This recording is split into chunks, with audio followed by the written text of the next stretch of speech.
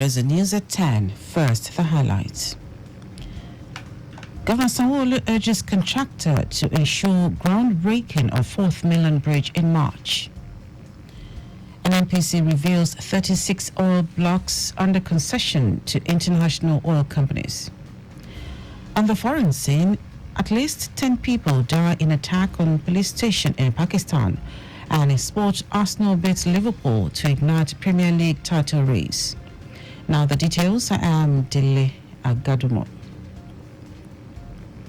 Lagos State Governor Babajide Sanwo-Olu has reassured residents that the long-awaited 4th Mainland Bridge project will begin shortly, as he urged the contractor handling the project, China Civil Engineering Construction Corporation (CCECC), to ensure the groundbreaking of the project in March.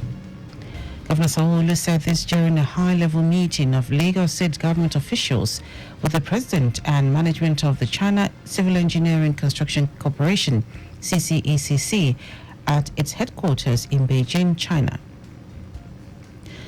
The governor said his administration is committed to the delivery of the 4th Mainland Bridge, noting that the legacy project is his government's commitment to enhancing transportation for millions of Lagos residents. Meanwhile, Governor Sanwo-Olu has taken a trip from Beijing to Dalian, a city famous for its aquatic products and a coastline of about 1,900 kilometers in the northeast of China. Sanwo-Olu, who is currently on a working visit to China with some government officials, visited the famous Dalian Urban Planning Exhibition Center in Jigang District on Saturday.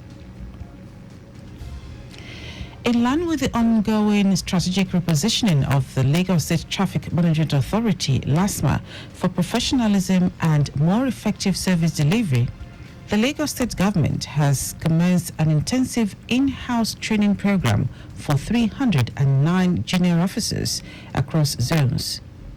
Speaking during the retraining program, General Manager of LASMA, Olalekan Bakarioki, said the exercise was in line with the Traffic Management and Transportation Pillar, which is one of the cardinal programs of Governor Babajide Sanwo-Olu as captured in the administration's Themes Plus agenda.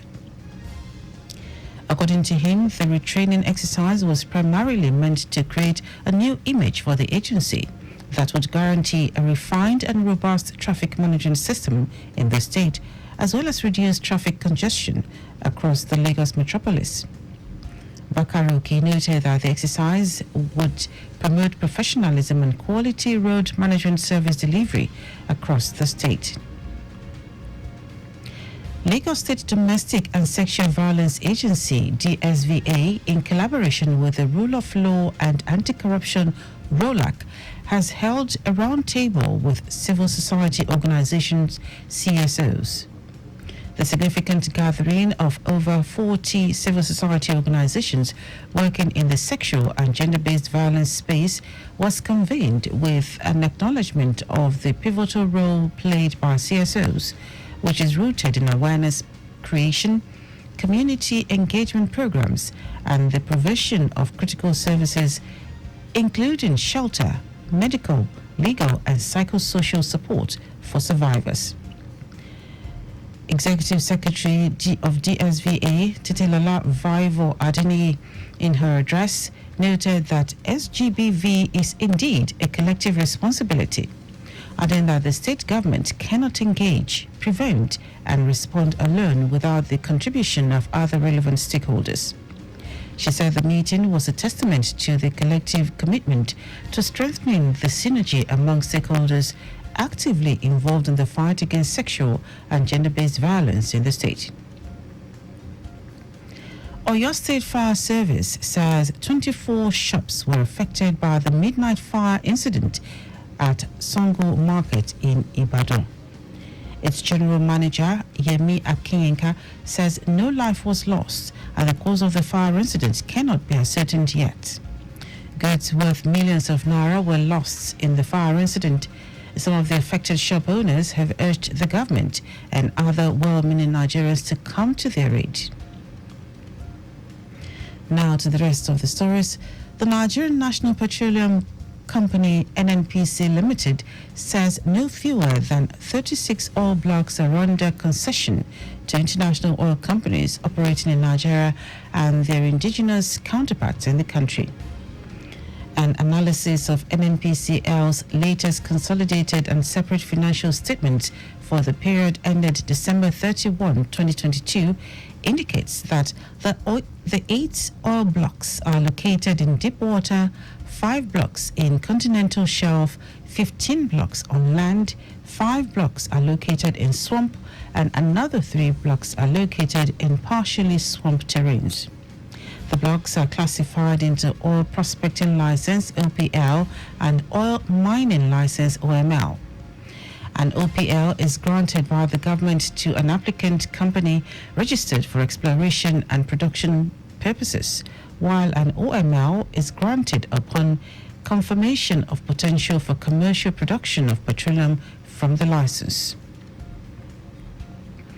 The Commissioner of Police, Federal Capital Territory, Benneth Igwe, has ordered a clampdown on vehicles without number plates or with a single number plate plying FCT roads. Igwe made this known when he met with members of the management team, leaders of all tactical units and heads of departments of the FCT Police Command, comprising area commanders and divisional police officers. He also tasked the heads of the tactical units to identify black spot and possible kidnappers' dens in the territory and ensure they take the fight to them. The Commissioner of Police, while addressing the officers, urged them to embrace intelligence-led policing and visibility policing through constant stop and search duty in the fight against criminality. Igwe also emphasized the need to adopt effective community partnerships in the discharge of their duties, as he will have zero tolerance for laxity. And now to foreign news. At least 10 police personnel have lost their lives and 6 others injured in a pre-dawn attack by militants on a police station in northwest Pakistan. Police authorities confirmed this as violence escalated ahead of general elections this week.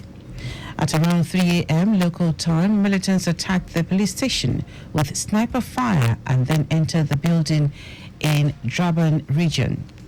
Pakistan has seen a resurgence of attacks by Islamist militants, especially those targeting security personnel, since 2022, when a ceasefire between the Pakistani Taliban and the government broke down. 19 people have been killed in ethnic clashes over the weekend in the Abyei region, straddling the border between Sudan and South Sudan. Violence between the two countries is common in the oil-rich territory, with 54 people killed last week alone, including 2 UN peacekeepers. According to reports, another 64 people were injured in fighting last week between 2 tribes of the main ethnic Dinka, the Abyei-based Ngok, and their Twik rivals from the neighboring southern state of Warrap.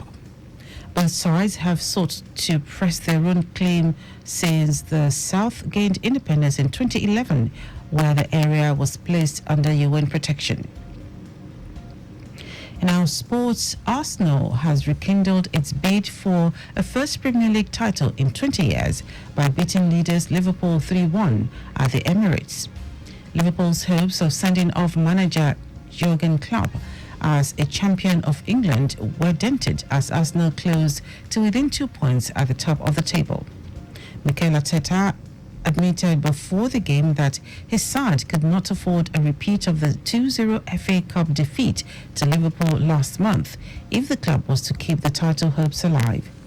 As in the cup tie, Arsenal dominated the opening stages, but this time got rewarded with the opening goal. And that ends our news at 10. Just before we go, ensure the registration mark on your vehicle is clear and visible at all times. You can follow us and like all our various social media platforms: X, formerly Twitter, Lagos Traffic 961, Instagram, Lagos Traffic Radio 961. Watch us live on Facebook, Lagos Traffic Radio 96.1 FM. On YouTube, subscribe and watch all our previous programs and news on our channel, Traffic Radio 961. Did you know that the Sanwo-Olu administration provided 450,000 pupils with e-learning devices?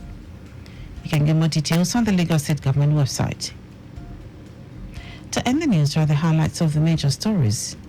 Lagos State Governor Babajide Sanwo-Olu has reassured the residents that the long-awaited 4th Mainland Bridge project will begin shortly, as he urged the contractor handling the project, China Civil Engineering Construction Corporation (CCECC), to ensure the groundbreaking of the project in March. The Nigerian National Petroleum Company (NNPC) Limited has revealed that no fewer than 36 oil blocks are under concession to international oil companies operating in Nigeria and their indigenous counterparts in the country.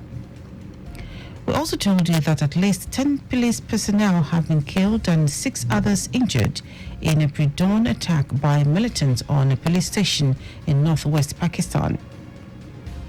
And in sport, Arsenal has rekindled its bid for a first Premier League title in 20 years by beating leaders Liverpool 3-1 at the Emirates. For contact with the newsroom, send a message to Lagos Traffic Radio at lagostate.gov.ng. That ends the news broadcast compiled by Adirayo Idowolaya. I am Dele Agadumo. Good morning. Thank you for listening.